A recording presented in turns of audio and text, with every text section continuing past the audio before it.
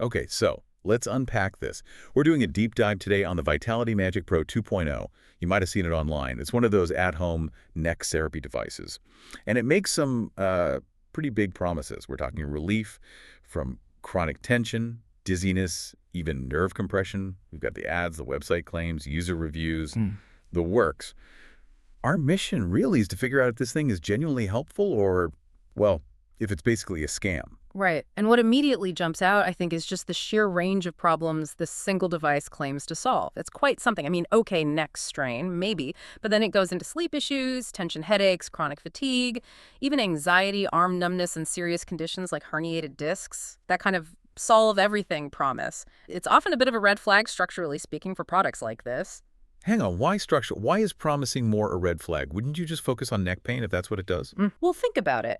By claiming to fix almost everything, from, subjective feelings like anxiety right up to a physical issue like a herniated disc, they sort of dilute the need for specific proof for any one thing. It's like a scattergun approach. The aim is just to attract anyone with any of those problems. The broader the claims, the harder it is to pin them down if one specific claim doesn't hold up, you see. Okay, that makes sense.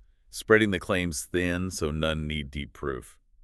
And speaking of claims, let's look at those numbers they use. They're pretty eye-popping. Like, they say 92% of users felt instant relief after just one session. 92%. And 90% noticed better posture, circulation, balance, mental clarity, all within days or weeks. I mean, those numbers sound amazing. They sound amazing, exactly. And that's the point, isn't it? They're designed to impress, to make you think, this must be real. But you have to ask, what's the difference between someone reporting they feel better, which is subjective, and, say, results from a proper clinical trial? And the answer is everything. We look through all the materials. There's just nothing. No external validation, no clinical data backing up these huge percentages. When you see marketing that relies so heavily on self-reported feelings, especially instant ones, without any objective proof, it really suggests, well, maybe it's more about expectation, the placebo effect, than actual physical change. Right, the power of suggestion versus actual evidence, that's a critical difference. But it's not just the stats they use to push the sale, is it? They seem to employ some pretty intense psychological tactics, too. Oh, definitely. Classic high-pressure stuff, really, designed to get you to buy now before you think too hard or do your homework. First, there's that urgency, the today only discount 51% off, plus extra gifts that screams, don't wait, don't research, just buy. Second, they claim features in big-name U.S. health magazines. Healthline, Men's Health, Women's Health. Sounds impressive, but look closely. There are no links, no articles, no proof whatsoever that these features actually exist. It feels like borrowed credibility trying to seal the deal quickly. Okay, so exaggerated claims, pressure tactics, maybe fake endorsements, and that leads us to what might be the most damning part, the actual customer experiences. We looked at places like Trustpilot, and wow, multiple users are flat out calling the company a scam.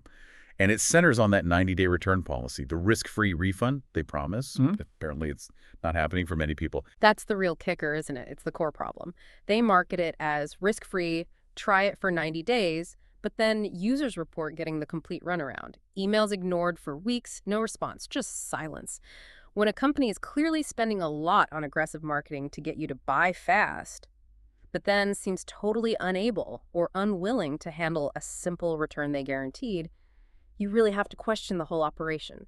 It suggests the structure might be all about getting the money in, with very little focus on support or honoring their own policies afterwards. So putting it all together then, what's the verdict? We've got these huge cure-all promises, stats with zero backing, high-pressure sales, maybe fake media mentions, and then crucially, reports of the company not honoring its own refund policy.